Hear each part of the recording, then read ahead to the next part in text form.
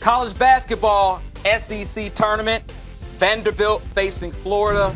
The Commodores trying to solidify their spot in the big dance. First half, Devin Robinson cuts baseline, almost throws it down. Take another look, had to readjust in midair.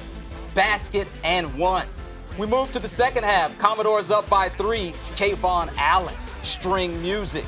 That would tie the game. We will head to overtime. NOT, Vanderbilt pulling away. Commodores break the press. Jeff Roberson puts the exclamation point on this one with the slam. Vanderbilt wins this one in overtime, 72-62. So who would have thought Vanderbilt swept Florida this season? 3 victories over the Gators. They were a team that were maybe last 4 in on the bubble. Does this solidify their spot? Solidifies their spot. I thought when they went to Lexington and played a very competitive game, a game I felt like they should have won against Kentucky, that opened the eyes of kind of the committee, those who make the decisions, the Michael Bellers of the world, to look at this team and take them for real as far as eye test.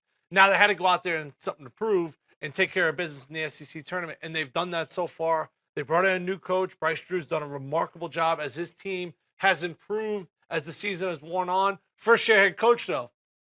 Set the bar too high? Set the bar real high. Year number 1. But hats off to Vanderbilt. I think Vanderbilt should be good every year.